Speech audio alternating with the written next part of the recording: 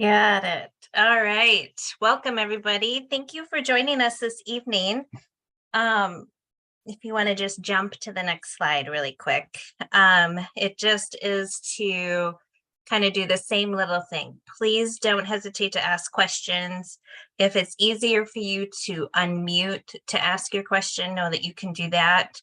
Otherwise, absolutely shoot questions into the chat box. And we will ask or answer questions kind of as we move through the training. Our first thing that we're going to do actually is a video.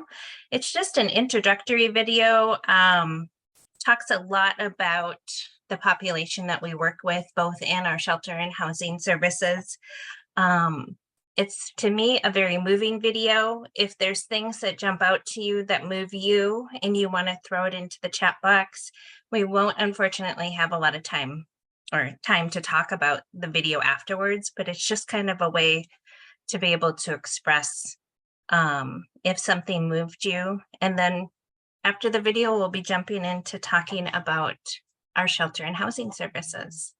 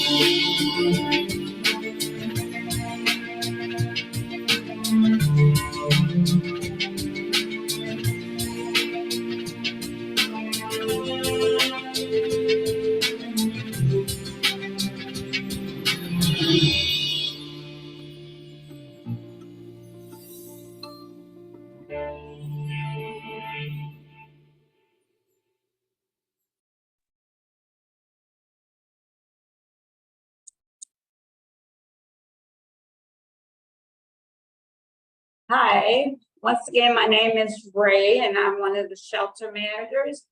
So I'm just going to get started a little bit, just to give you an idea of what it's like inside of the shelter. So we provide safe shelter for individuals and families who have experienced violence and exploitation. Our rooms are dorm style rooms, which means generally there's, what you see here is space or storage for individuals, closet space, drawer space, and then most of the bed space is either bunk bed or single bed, like with the picture you see here. So I'll share a little bit more on the next slide about how it's more communal inside of shelter. So inside of the shelter, when I say communal, so the rooms are individual. So whether you are a family or a single person coming into shelter, you have your own sleeping space. And then the communal spaces inside the shelter are shared kitchen area and shared bathroom and living area. And the photo here is one of our newest refresh that we've had in shelter with our kitchenettes for our clients. And also to the left, you'll see a photo of some staff here on this particular day. Most of these are shelter staff, which is shelter advocates, management, and also case managers. So just important takeaway would be that it's communal when it comes to the bathrooms, living space, and shared kitchen space. So our capacity in shelter is 90 individuals. So those individuals consist of all genders, children, adults, and like I said earlier, they can come into shelter either as a single adult or with their children, or sometime often people will bring their children later, maybe at the time they could not. So at capacity, we are 90, and we have 4 floors, which we house shelter clients, residents. And then we have a 5th floor, which I'll share in the next slide, what that looks like, which is our Safe Journeys housing. So any questions there? If not, we can go on to the other piece about the housing program, our Safe Journey housing. All right. If so, you can maybe think of something later, we can answer it. Yeah. So most percent of the time I'll be full.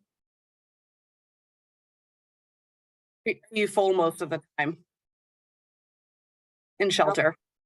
Can we what? Generally speaking, we are full majority of the time. And if we are full, we can also have a connection to refer individuals to shelters that might have space. Generally speaking, overall, we are full to capacity at 90. All right, I'll talk a little bit about the Safe Journey housing program. So our Safe Journey housing program is on the 5th floor of the same building as the shelter's house. And that is a transitional housing for youth and young adults, generally speaking, ages 13 to 24, and also their children can come with. Generally speaking, usually they may have one child with the space available. For those at risk of sexual exploitation, homelessness, domestic violence, or stalking. And also, it's on the 5th floor, as I stated earlier. So that's kind of a little quick glance of one of the communal spaces, which is kind of like a community living room on the 5th floor. So first 4 floors are the shelter program participants, and then the 5th floor is our Safe Journey housing participants.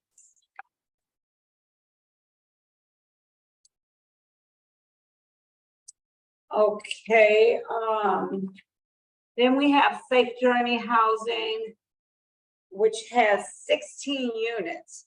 So this is just available on the 5th floor. So there's 16 units, and depending on, you know, it could be 16 individuals, or it could be more individual depending on children or with the adults.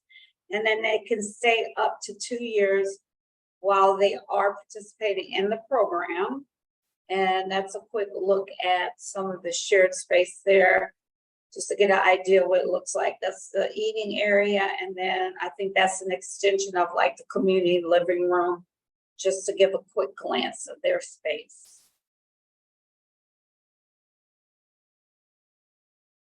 For the link, is this another video that you are hoping to watch? I was going to share about the Safe Journeys community-based youth housing program, which was the next slide, but I wasn't aware of that video. No. Okay. Just wanted to check. Thank you. Yeah, that's okay. So a further extension of our Safe Journey or youth community-based housing. So this would be outside of the physical space we have here in the shelter on the 5th floor. We also serve youth and young adults, including, you know, parenting youth between the ages of 16 and 24. So these community-based housing are scattered sites apartments, and those are throughout the city, 14 apartments.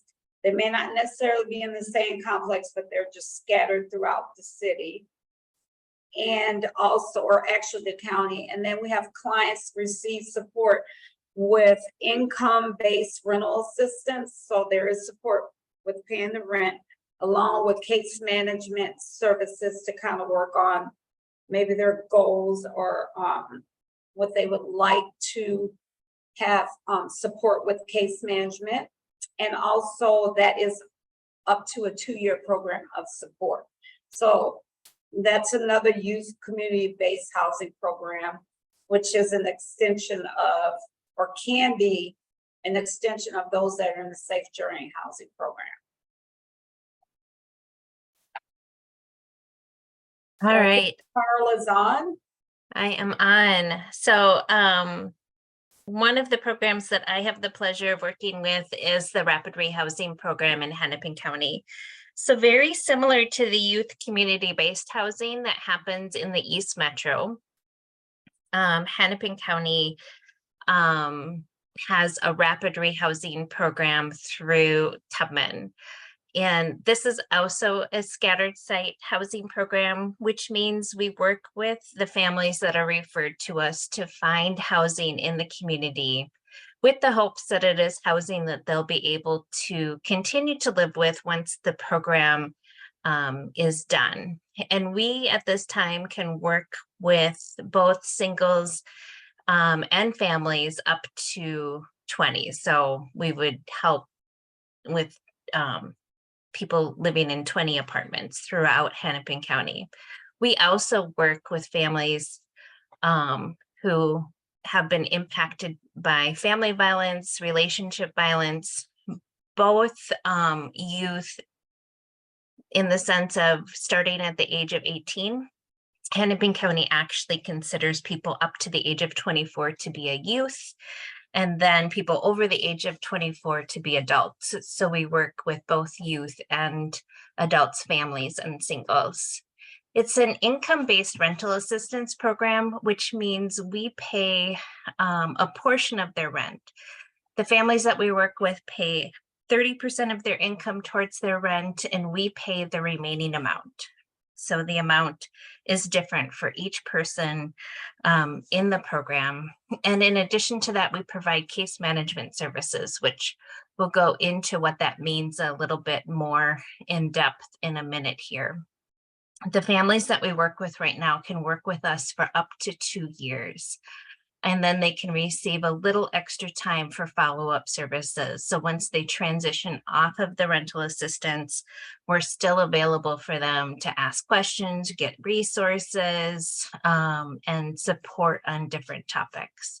And all of our referrals come through Hennepin County Coordinated Entry. So if anybody's familiar with how different counties support homeless people, Coordinated Entry does kind of a standard housing assessment with people who identify as homeless, and then housing programs who work specifically with homeless people request applications from the Coordinated Entry program. So it's kind of filters that need through one central place. So ours is through the Hennepin County Coordinated Entry.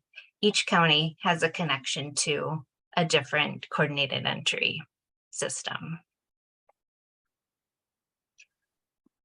So we have another quick chance for some questions. Any questions on shelter that you thought of, or any of the housing programs that we just touched base on? Do people ever transition from living in shelter into a community assistance program? Or is that like separate? Yeah, it kind of depends on the program.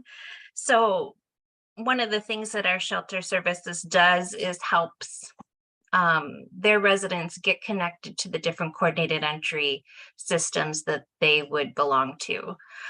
So if somebody from Minneapolis who was living in Minneapolis came to our shelter in Maplewood, they would still be considered a Hennepin County resident and would be connected to the Hennepin County Coordinated Entry, or same thing with Ramsey County or wherever they come from. So there are times that we then get referrals from Hennepin County for clients that are currently staying with us or have stayed with us recently. But for our community housing program and our Hennepin County Rapid Rehousing program, we don't have the ability to do a direct referral. Though with Safe Journeys, they have a couple of different funding sources, and at times they can open up an application process directly to the programs that Tubman serves. So for some of our youth families, that is possible. Okay, thank you. Good question.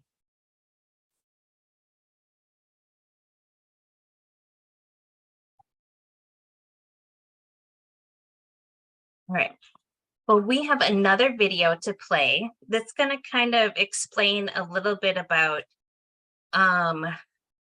homelessness and domestic violence, and kind of how all of shelters and housing programs kind of work together to house people fleeing from violence.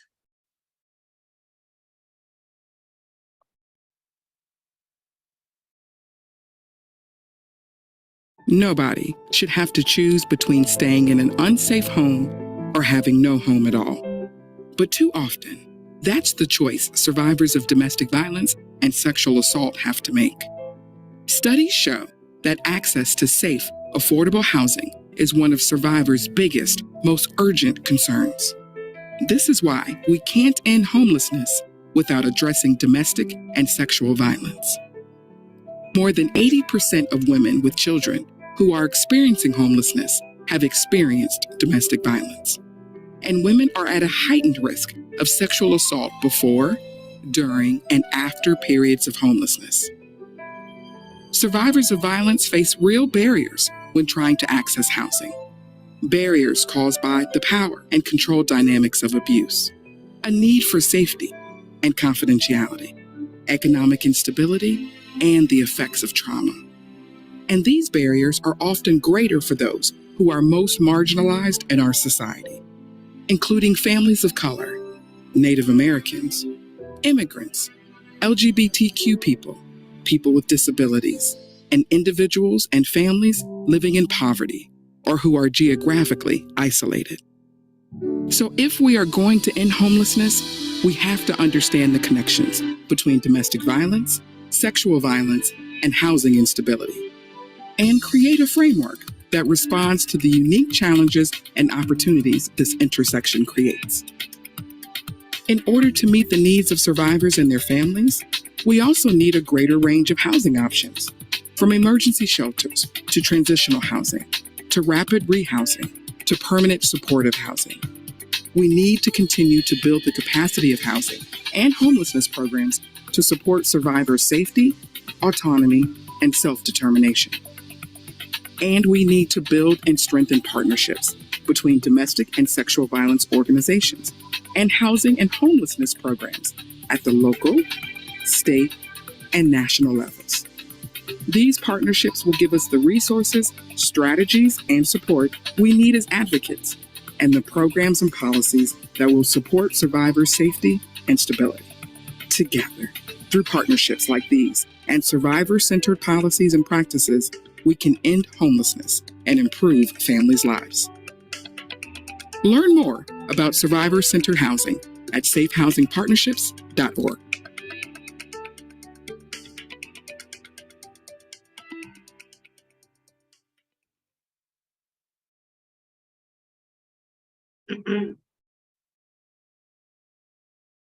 Okay, a little bit about our shelter and housing services.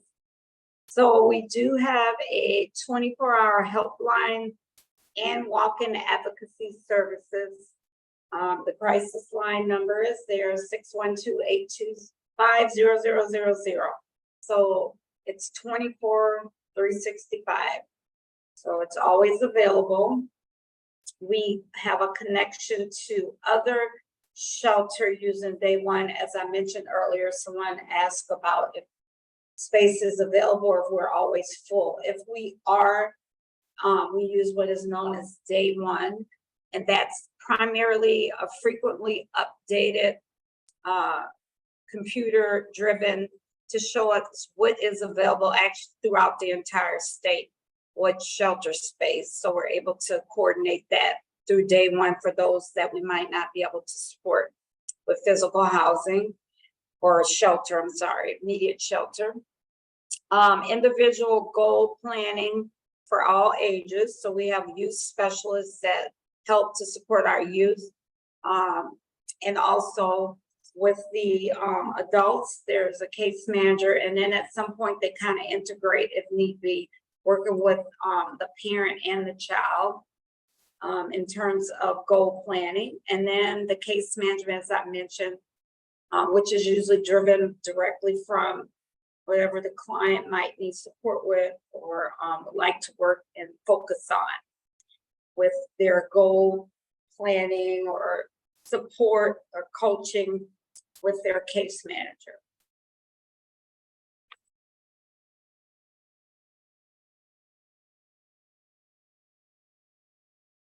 Okay, Carla, I think. You want me to take this one? Yeah. All right. So our shelter and housing services both work with both internal and external resources. So we work to connect with community resources, learn a little bit more about what they offer, and make referrals and warm connections for the families that we serve to external services. Everybody receives housing advocacy. So we kind of assess the needs and the barriers that people experience when they come to us, and then work to place them with different either housing programs or searching for homes and apartments in the community.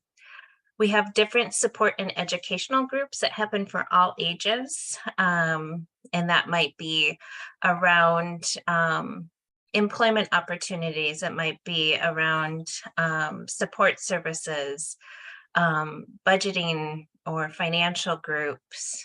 And then for youth, they may attend different youth specific groups or activities. Everybody works with a case manager and advocate on safety planning, which is one of the reasons why through this training series, you will most likely be asked to learn about safety planning. It's one of the essential services that we ask everybody to have a little bit of information on. And we know that we can't do it alone, even though Tubman is a large organization and we provide a lot of supportive services. We also partner with many, many agencies in the community to help us do the work that we do. And some of the internal programs, and you'll learn about these programs throughout the training series. So we're just going to touch on them for just a quick second. But our Jobs Education and Finance program and Economic Advancement program work with people to help secure jobs and education programs to address different credit, budgeting, savings related goals. Safe at Home is technically through the Secretary of State's office in Minnesota, but we have staff on site who can help intake people into the program, and that's an address confidentiality program.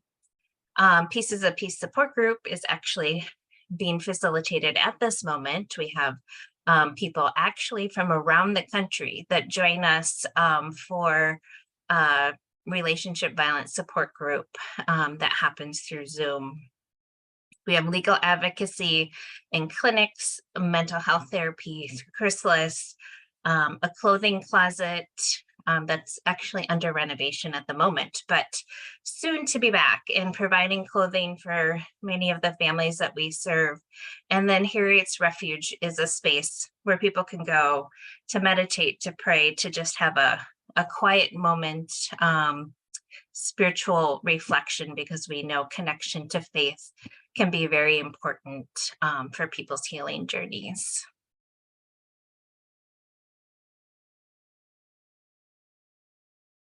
Okay, so some of our youth and family programming that are within shelter and housing services. We have a youth support group, and those are driven generally by our youth specialist staff, and those are age appropriate. So for teens, for young school age. We also have parenting support groups. Those could be external or internal, but we do provide that support in-house. We do have an excellent homework help / tutoring program through the public schools. And we have individuals that come in to actually help tutor our school age children, high school, or those that might need additional help with school, or just to get extra help with maybe reading or math. So it could be driven as just free, just to kind of engage with the children doing homework. And then we have drop-in childcare hours, which are available for individuals in shelter. So there's a block of time that our youth specialists are able to, generally speaking, it's maybe a 2-hour block, 2 to 3 hour block, to help kind of maybe have young kids hang out, have a little fun, and then the parent is able to engage in working with maybe case management or making calls, just to free up the time, and also for their child to have opportunity to engage with other kids and have downtime. And then also we have our advocacy. We have like a teen group that works with some of our youth specialists, and there might be an opportunity for the youth to need support with something maybe outside that they would like to have staff help them with, to advocate for a service or to kind of bridge with a partnership to help support the youth. All right. And we have our youth and family services, and just one of my favorite is pet therapy. Most of our animals that are our pet therapy animals are dogs, and we have quite a few. I don't know off the top of the head, but there's quite a few that come in. Some come in once a month, but they do engage with all the youth and the adults. We have lots of arts and craft projects. Sometimes families engage, or just the youth. We do have family activities, which are usually driven from, we have a group of us that do help to support activities for in-house for families to engage around, like maybe holidays or activities around like just for example, Mother's Day, the kids had opportunity to make cards for their moms as a family. And we also have another fun opportunity outlet for kids during the summer, a summer of peace. So there's like planned activities, whether field trip or in-house, for the kids that are here during the summer to be able to kind of have fun and engage in more childlike activities and fun. So, any pause for questions or anything before we move on?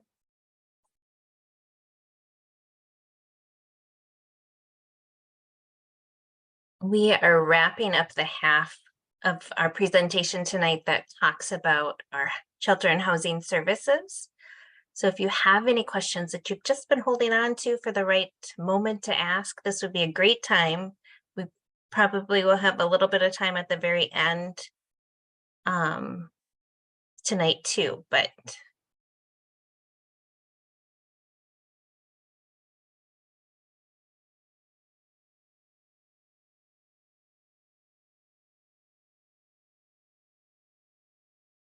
all right.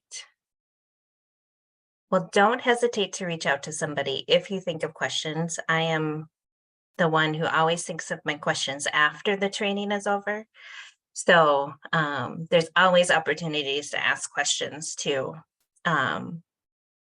moving forward. But because we have so much information that we want to squeeze into tonight, I say that we should just move forward and kind of jump in. So we're Carla? transitioning. Yeah. I have a question. Yeah.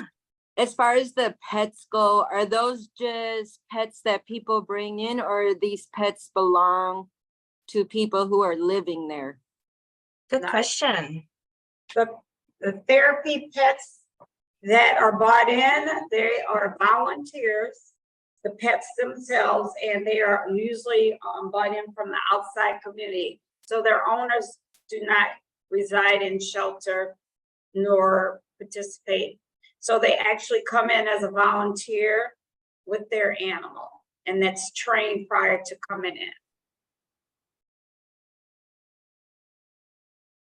Thank you. That answered it. Yeah. All right. We'll transition. So we're going to transition to talking a little bit more about, focus is going to be more about our approach to working with people who've experienced violence, and our philosophy, and a little bit on how we landed where we are today with our philosophy. Lots of information. So we're gonna talk a little bit about our adapted approach. So if you're familiar with domestic violence, if you've been through a domestic violence training before, you might notice that some of this information is a little bit different. And this is how we got to being maybe a little bit different. Years ago, we really worked to kind of assess the services that we were providing to people. And we asked if, what is it that you wanted to receive while working with us? And we heard a few responses overwhelmingly. One was not everybody wanted to leave their relationships. Some wanted to be able to stay with their partners, but work to have the abuse stop. And one of the reasons why this was so significant was up until that time, really largely domestic violence agencies were working to help the person who identified as a victim find safe place to go, to leave the relationship. And that was really the focus. And there wasn't as many services in place to help people figure out how to stay together, but to end the abuse. And so that was one thing that we needed to kind of look at. The other piece was that leaving an abusive relationship was financially very difficult. And people had a lot of stress around that piece of it and how they were going to make that happen, as well as being very concerned about the needs of their children and making sure that they were cared for and safe. So we knew that we needed to have services that both addressed how to support people financially, in the sense of how to build them up so that they could be financially independent, and also make sure that they felt like their kids were cared for and safe.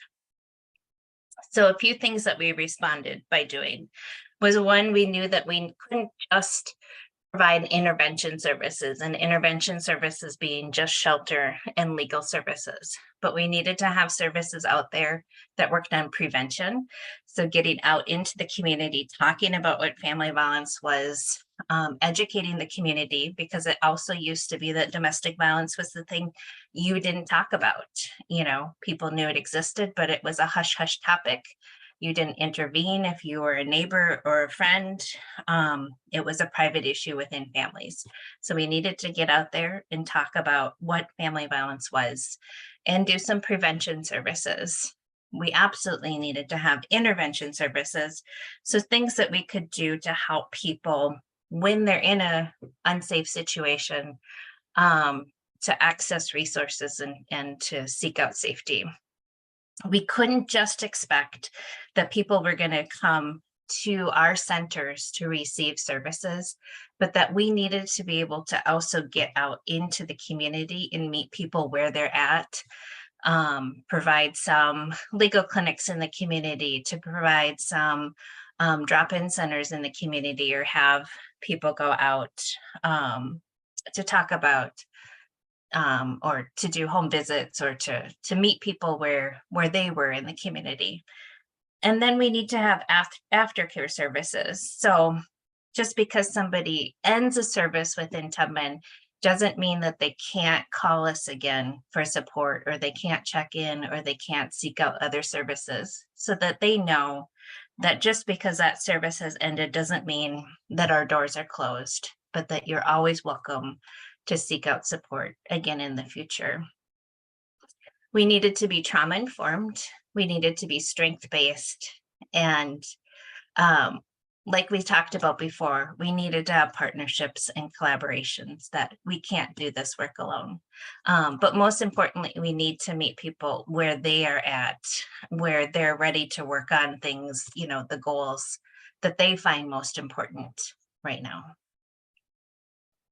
All right, ecological support. So our perspective on working with family violence is through an ecological perspective, which basically, in the short definition to that, is that all things are interrelated. Everything and everyone is composed of different parts, but we're also a part of a larger system. So let's kind of break that down just a little bit. An ecological perspective is based off of a belief that everything is seen in relationship to everything else. So in this framework, things are interrelated. So how society interacts, how community interacts, how relationships interacts, and us as an individual. They're all composed of different parts, which play out in a larger system. And this offers some insight to us as to how we understand and hopefully prevent family violence. So we all know that human interactions are really complex, and it can be really challenging to work with people in close relationships. But how we see somebody, not just as somebody coming through our doors as having a problem, but also see all of the different connections that they have, and offering empathy and support rather than just focusing on the problem that they face.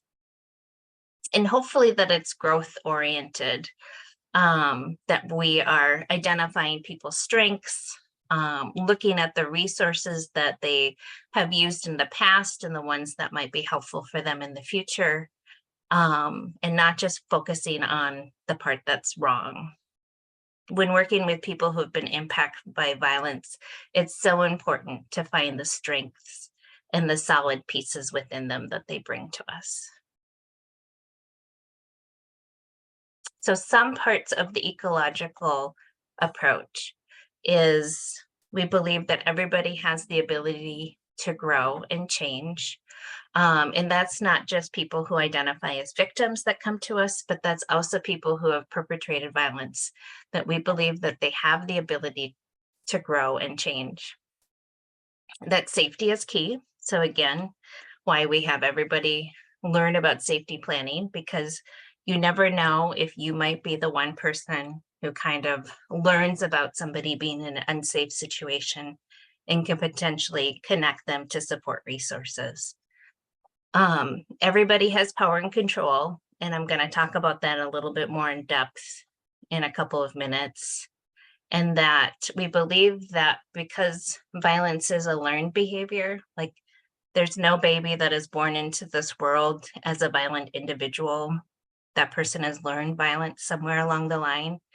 Since it can be learned, it can also be unlearned.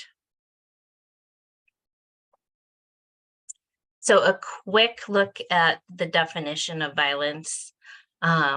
These aren't legal definitions in any kind of a way. It's just kind of different ways to break up the populations that we serve. Whether it's violence, whether it's domestic violence or family violence, relationship violence, dating violence, you can kind of put those pieces all kind of in a category. Or exploitation, whether it's sexual exploitation or somebody who's being exploited for labor. Those are different populations that we work with. And to be honest, in the 20 some years that I've worked at Tubman, those have always been in populations that we've held for services. All right, so quick poll question for you guys to answer. And you'll see that the different options are physical, sexual, emotional, financial, psychological, and technical.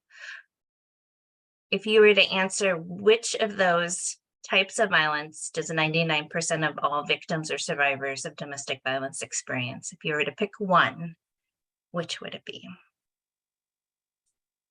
And we'll talk about the answer in our next slide.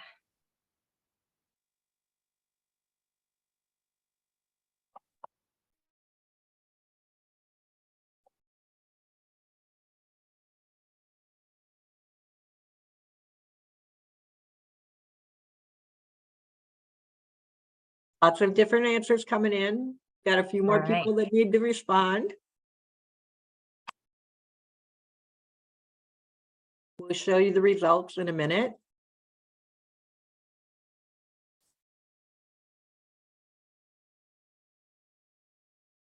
Couple more seconds. There's a few people. I've got 3 more people out there that need to respond. Come on, people. Come on, you guys. Okay, I'm going to end it. One of them might have been me. I didn't answer the question. Didn't either. All Can right. everybody see the results? Yep. So emotional is kind of the overwhelming answer. Psychological comes in second, which emotional and psychological will often be kind of paired together in definitions sometimes. We'll talk a little bit more about that too. So Ray and I are going to kind of talk through each of these categories, and we'll reveal the answer while we're talking about them. So I'm going to start. I'm going to talk a little bit about physical abuse. And physical abuse is probably the most commonly recognized form of domestic violence. It's the thing that we can often see. So when somebody has a bruise or a cut or has been injured in some kind of way, it's also what we tend to see in movies and television shows, what defines violence for many people. And I oversee also the Pieces of Peace support group, and I can't tell you how many people contact me about joining that group and say, I haven't been involved in a physically abusive relationships. Can I still join your group? So many people feel like if it hasn't been physical abuse, then it isn't really abuse. So some of the things that we might think about when defining physical abuse is strangulation, smothering, it might be pushing or shoving, pulling hair, ripping off clothes, refusing to help you when you're sick or injured or pregnant, dragging you, burning you with a cigarette, abandoning you in dangerous places, using a weapon against you, throwing objects, forcing you to ride in a car, and then driving dangerously. So it's more than just hitting and slapping, but many different ways that we may be physically harmed, but also our property may be physically harmed. So breaking windows, breaking down doors, throwing things, breaking things. Okay. And then I was gonna elaborate a little bit about emotional abuse, which is less defined by individuals that I meet or have worked with while in shelter or in community. Often it just it's described when you hear individuals express what has happened to them during their abusive relationship. So it could be framed as verbalizing what was said to them and how it just hurt their heart. They express it like they can barely actually verbalize it because it was so hurtful. Constant messages, and those messages could be in the frame of you can't do any better, I don't love you, I'm just here with you, and it just described as a direct target, which is felt kind of in a hurt demeanor within the heart, but often it's not recognized, and over duration of time, individuals will describe it, and it actually can be very hard to move on. Whereas the constant message, and I've heard women say they still hear the message often, like, he didn't love me, I loved him, but he didn't love me. And those sometimes can be scars for individuals, all genders, to describe as like a heartache. So it's one of the less recognized as a form of abuse as well. Mhm. Carla? Yeah, so kind of as I mentioned, that sometimes people will connect emotional abuse and psychological abuse together. We're separating it, where emotional abuse really affects kind of how we feel. Psychological abuse really affects how we think. And one of the most common forms probably that we talk about for psychological abuse is gaslighting, which is a method that is used to try and convince you that you're crazy or incompetent. Might insist that the person who's abusive to you might insist that something had happened in a much different way than what you experienced it, changing the facts, with the intent to undermine your confidence. Other ways that you can experience psychological abuse is to tell you that the abuse that just happened to you, the physical abuse or whatever it may be, happened to you because it's your fault, that you did something to make them so angry that they got so angry and hurt you. But that wouldn't have happened if you had just done so-and-so. It also might be to frighten or isolate you, accuse you of having an affair when you're not, refusing to talk to you directly, threatening to hurt themselves, threatening to hurt kids or pets, exposing secrets, like outing you to friends or employers or family, or turning you into INS, to Child Protective Services. Kind kind of many different ways to induce fear. Okay. So, sexual abuse is anything that hurts the sexual self. So, having sex without mutual consent, with all genders, or not wanting to participate in forced, whether it's in a physical sense or using it as manipulation to make you have unwanted sex. So anything of self that is not mutually agreed or taken from you as your sexual being, yourself. All right, financial abuse, which is actually the answer to our poll. Financial abuse is experienced by 99% of people who experience some form of violence. And so if it's 99%, I think we could probably say that saying it's 100% is I'm pretty confident in that. And some of the ways that we experience financial abuse is controlling or spending money, taking money or credit cards without permission, putting bills in your name if you're the victim, without your knowledge. We see this a lot with youth clients that we work with, where parents have charged up phone bills or whatever it might be in their children's names, or taking money that was in an account for a child without permission, ruining a credit history. So doing this by not paying bills, claiming that payments were made but not making them,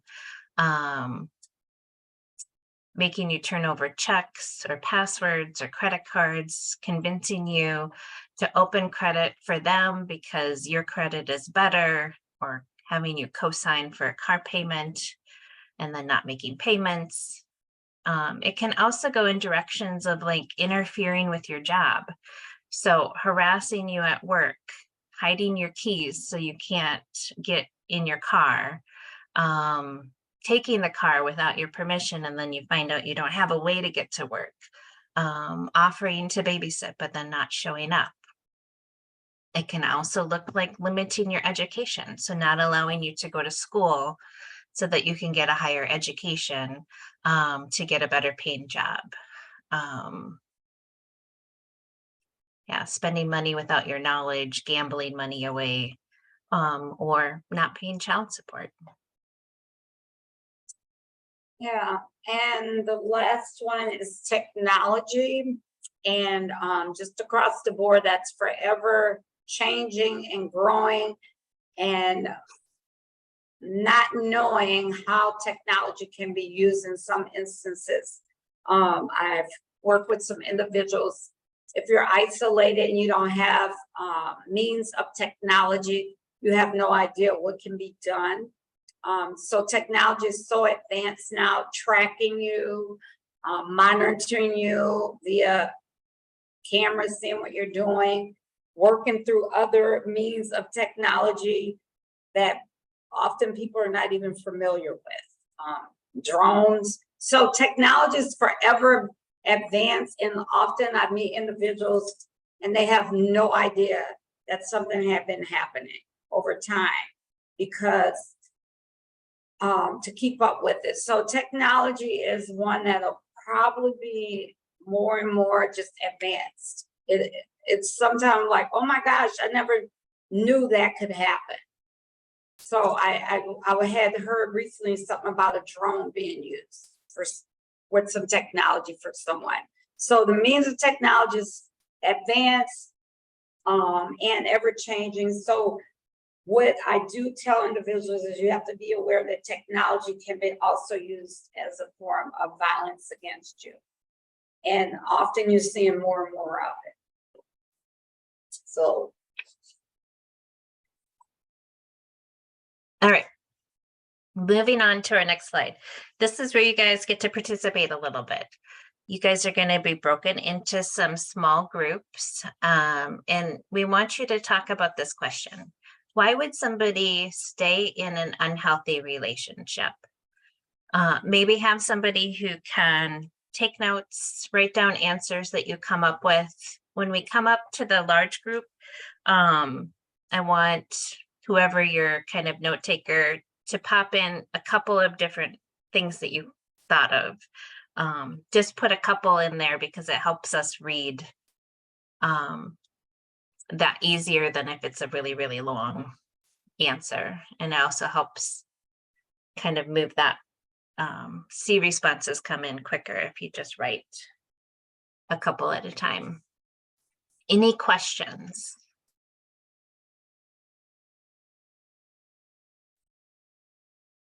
All right, awesome. They're going to do their magic. They're going to pop you into a group. Okay, I'm gonna pause the recording. All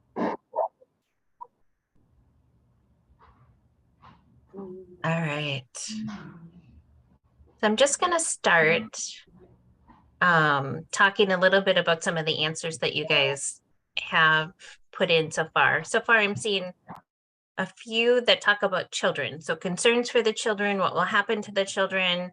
And definitely our children is a big piece as to why we choose to stay in a relationship. Other reasons child-related that somebody might choose to stay is because they want to have two parents in a household. That they just, they feel really strongly that kids deserve to have both parents in the household and really don't want to break up the family unit. But there's also a really big fear about if we separate, what will happen and will I lose custody? And that can be a big threat that is shared to people or expressed to people, is that if you break up with me or you leave me, I will take the children away from you. And when people's abusive partners are sometimes the ones that are working, they may have higher income, it can be a very scary threat. And I have worked with people who have lost custody of their children because their abusive partner had better legal resources, more money to pay for attorneys. And so it can be a very real, scary threat for people.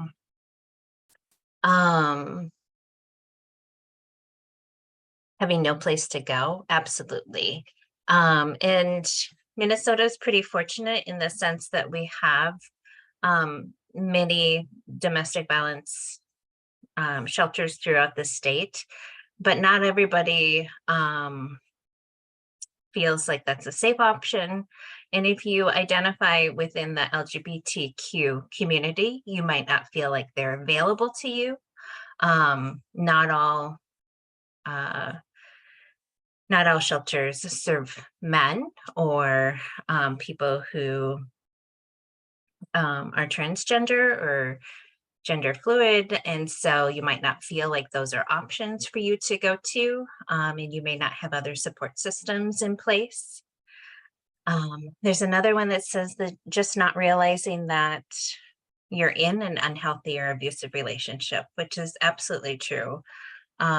Sometimes for people who grow up in homes where there was abuse and then you are in a relationship, you might not recognize that what is happening is abuse, or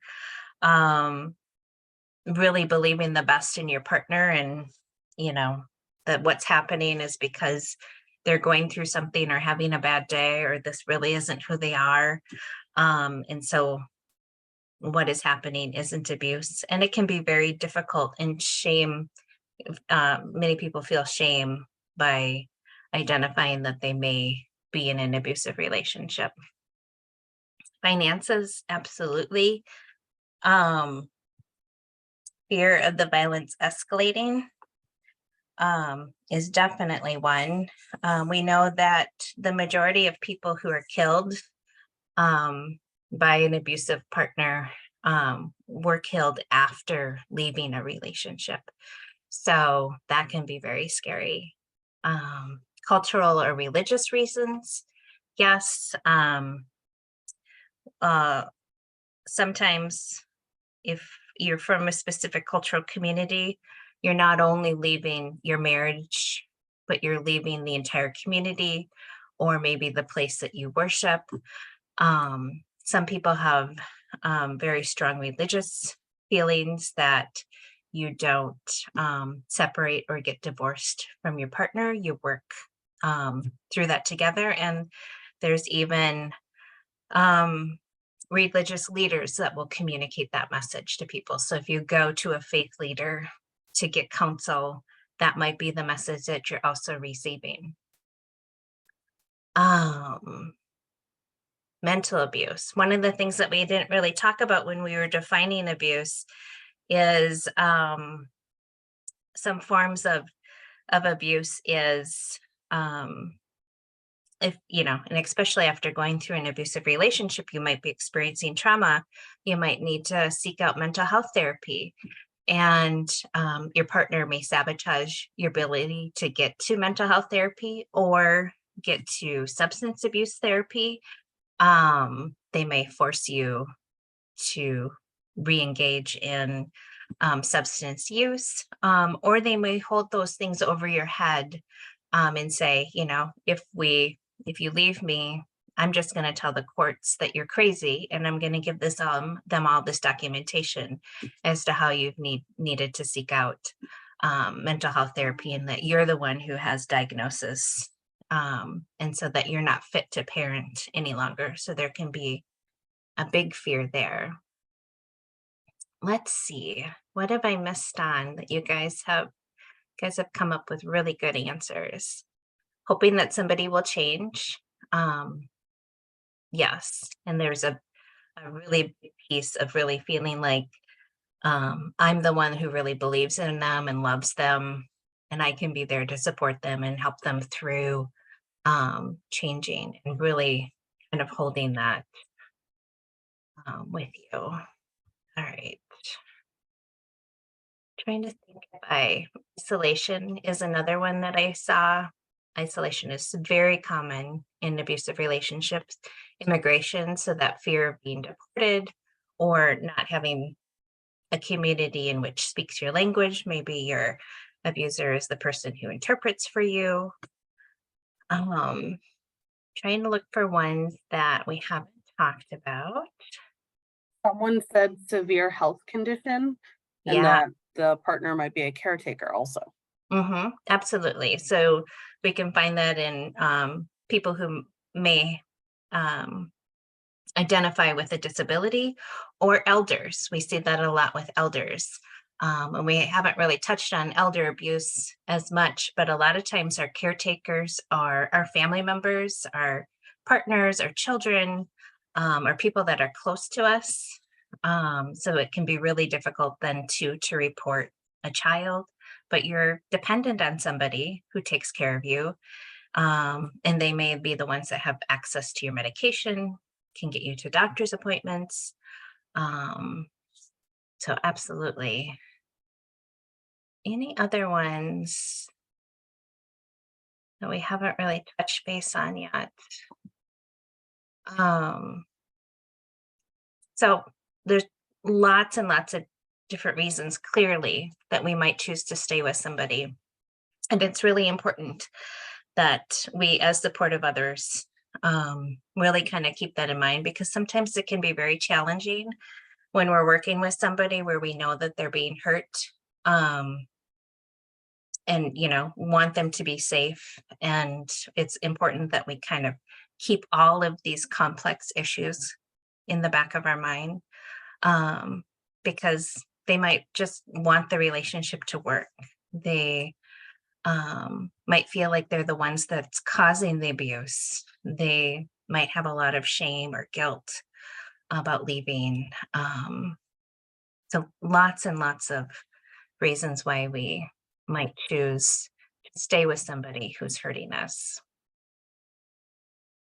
And it's the one thing that our society loves to do, is to blame the person who's being abused as to why they continue to stay.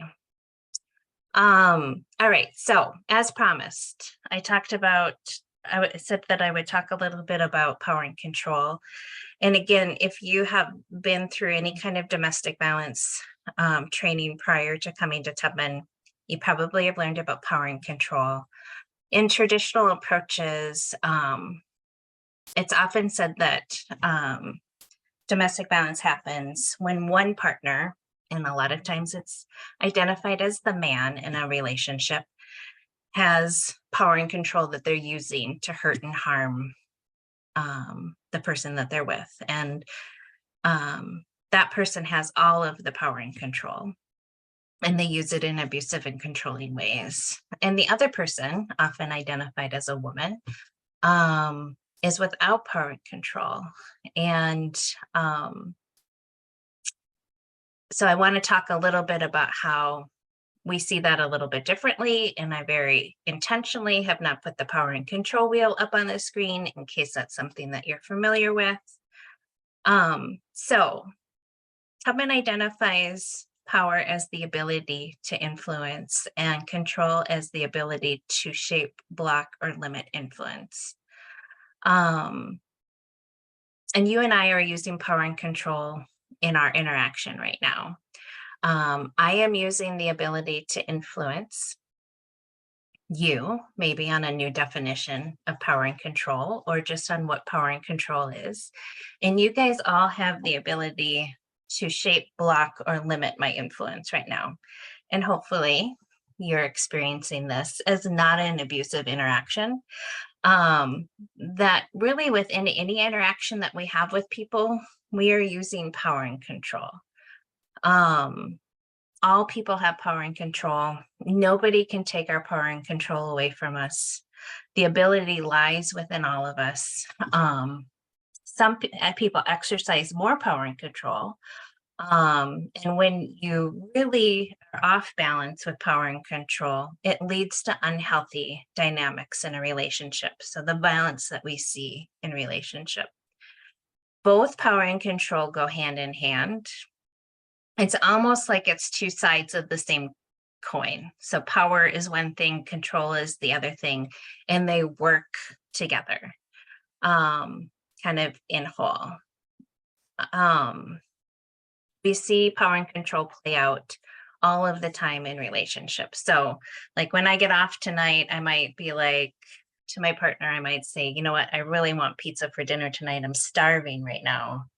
And my partner might be like, nope, we had pizza this weekend. I don't want to have pizza again. Asking for power or asking for pizza is my, me playing or using power, and saying no to pizza is somebody's using control in a relationship. When those things become off balance is when we become in using abusive tendencies for people. All right, next slide.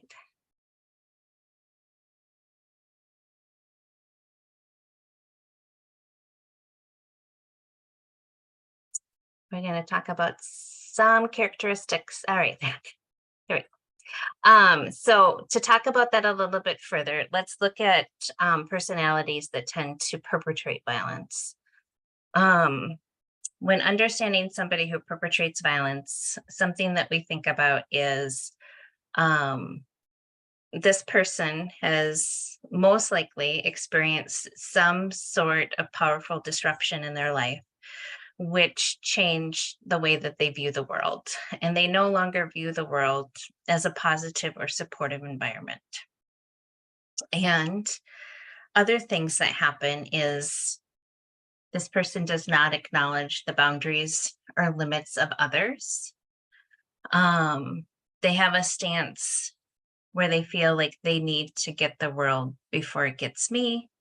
That I'm not the problem, it's other people in the world that are the problem.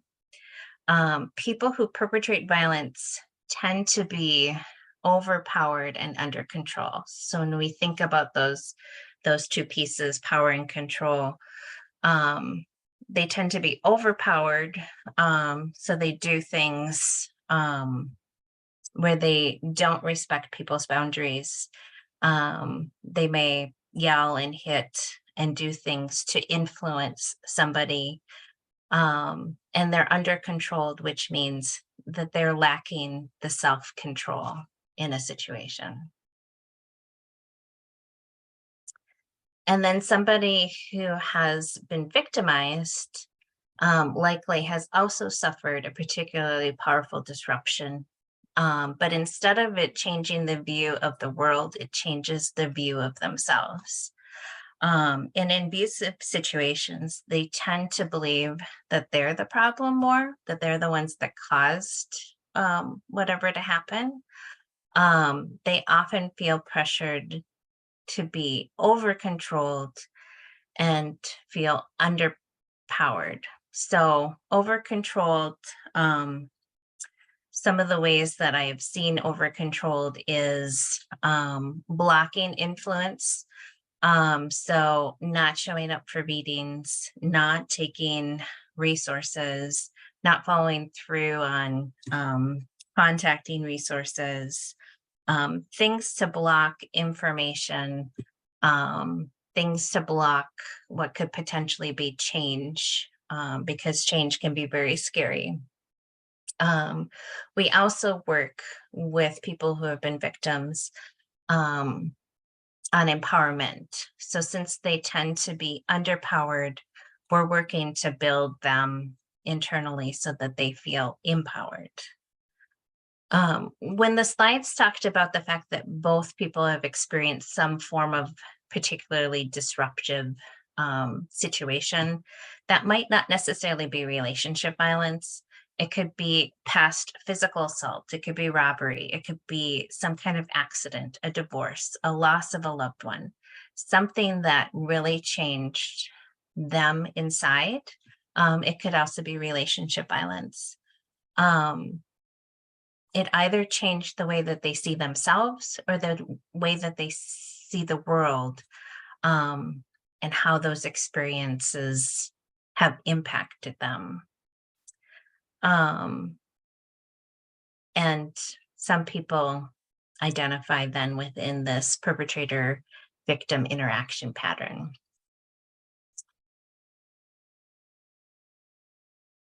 All right, so the perpetrator victim interaction pattern is that experiences with these patterns can teach people both roles. So most perpetrators have been victims at some point. So one of those ways, which we touched on a little bit earlier, that really changed how they view the world. But we also know that victims are also capable of perpetrating. And victims and perpetrators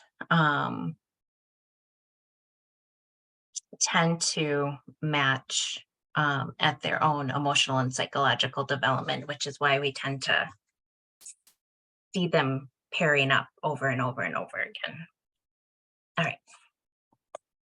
So we're going to talk a little bit about the 4 points of balance, which is one of the tools that we use to work with people who've experienced relationship violence as a way to kind of build them up, and to work on their personal growth and identifying things that can make them off balance in power and control.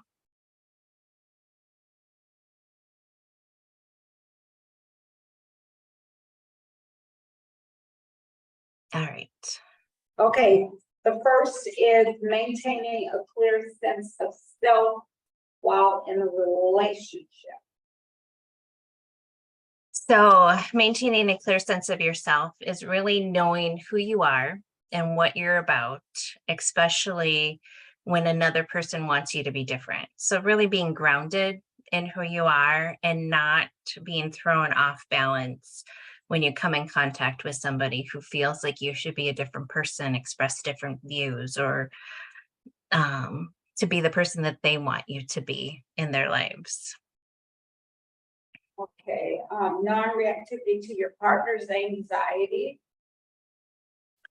So being non-reactive to somebody's anxiety, think of anybody in your life who's been upset or angry and how easy it is to kind of really get thrown off. It changes your mood. It changes how you interact with them. It also might make you really angry or just feel like you need to to match what's going on. So being non-reactive means the ability to stay calm, to not overreact. Also means not creating distance or running away when another person gets upset. So being able to be close to somebody who's upset and angry and not losing your sense of self. Self-soothing your hurts.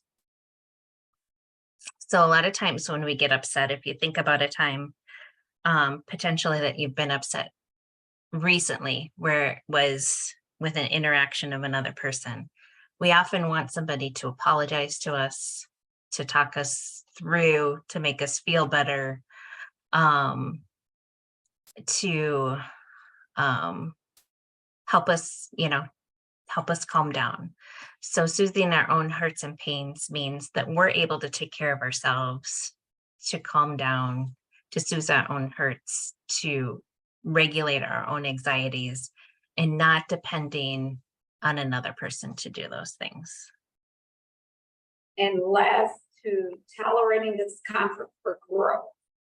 All right. So tolerating discomfort for growth just means being able to step up and face issues that really challenge us, worry us, annoy us, frustrate us, to face those things. And again, not running away from them.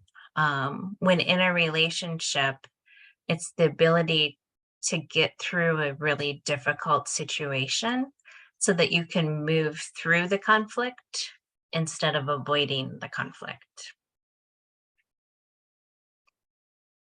So that doesn't mean abusive relationships. I just want to add, it doesn't mean you tolerate the abuse. It means all of those really difficult things that we go through in relationships, we work through those. All right. Questions? I know that was a ton of information that we just went through.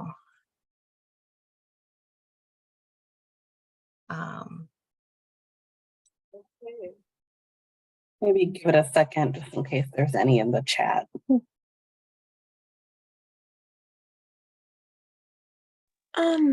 I maybe had a question about like the discussion of how like victims might sometimes also be perpetrators or like perpetrating violence. Mhm. Maybe just if you could like expand on that a little, or like maybe specifically in shelter, like is that something that like you'll commonly see that people maybe are struggling with like their own use of violence, or I don't know, yeah, maybe just like a little bit of expansion on that. Yeah.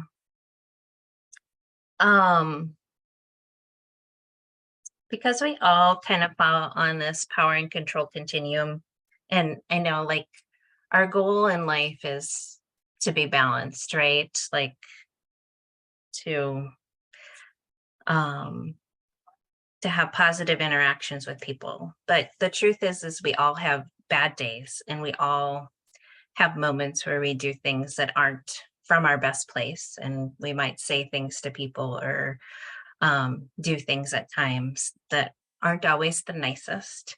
And that's us getting off balance with our own power and control.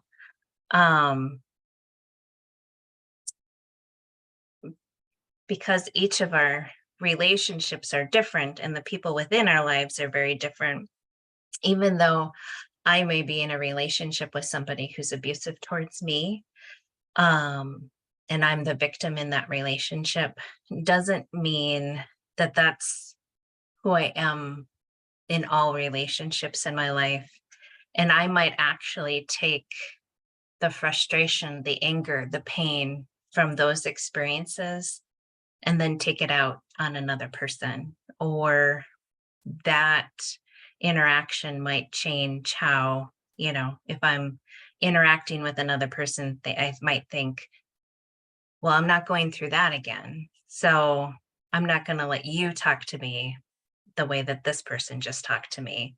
I'm going to try and stand up for myself. But by standing up for myself, I might actually be behaving in an abusive kind of a way. Or I might feel like you know, I don't have a choice in this situation, and it's not necessarily a conscious thing. It is a very unconscious thing that we could do sometimes to people, because we're in a bad place, or maybe we view that person as being weaker than us, or I'm feeling, you know, underpowered. So I'm not feeling like I'm an empowered person. So sometimes people use their anger as a way to feel like they're powerful. So that's kind of sometimes how somebody who's experienced violence can also become abusive. I would say that there's a times where we definitely see people's anger come out in relationship, I mean, in shelter, but not, I don't know, Ray, if you have anything that you would want to add to it. You know, because we work with human beings, we see Yeah. people's anger and So, the oppression that they've experienced, or, you know, whatever well, that might be. yeah, so it's very vital that as staff, you might recognize that it could be victim perpetrator role, but it could be mental health. So I don't necessarily, or just the situation they're currently in, like recognizing that this is new. So it could be a conversation to be had to kind of just say, okay, we're noticing this. Do you need support while in shelter, just to see that? But it could be a learned behavior of victim perpetrator, but it could be other entities. So just recognizing it and having a conversation with the individual coming into shelter. It's new here.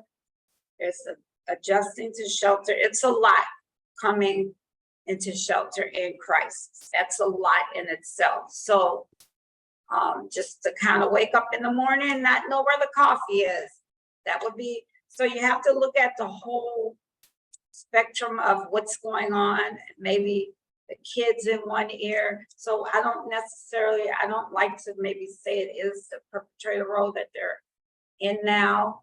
But just having a conversation saying, this is what I'm observing. Do you need support?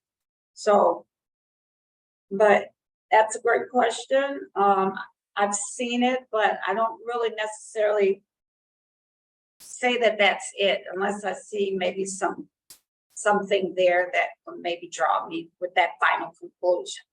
Just kind of recognize it and see what you see over time. See brain injury in shelter, mental health, chemical dependency, because we are low barrier and we screen people into our shelter, not out of shelter. So it could be a combination of all of those together, actually. So, yeah, so I don't know if that, I don't know where you're gonna be, but you probably have a lot of opportunities maybe to see different angles or lenses of what is going on. If you're gonna be in shelter, I don't know. Okay, thank you. That was helpful. I was just kind of wondering a little bit about the nuances of it. That was really helpful.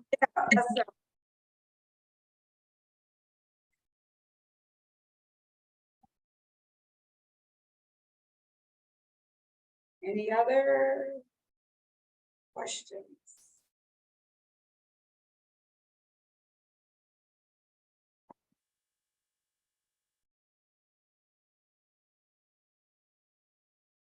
We are always open to conversations too later. So like if you work with us in one of the programs, run into us in the hallway, whatever it might be, please don't hesitate to reach out and ask questions.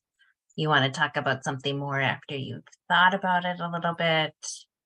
Always happy to talk further about stuff. Yeah.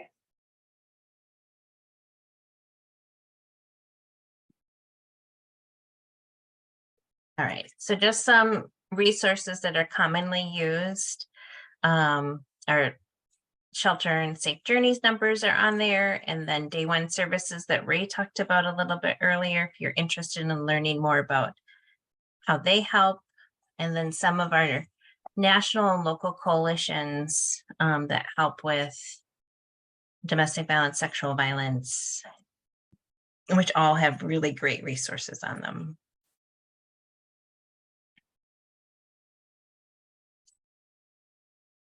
This PowerPoint, I believe, is also in the Google Drive, so you have access to this list after tonight as well.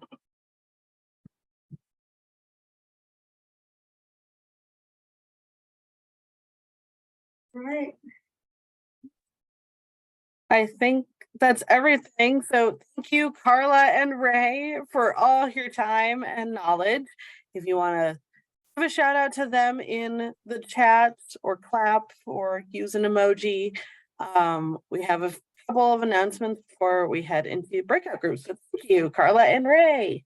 Yeah, thanks both to Carla and Ray for all of that information. Show them a little bit of love. You guys, we're going to take a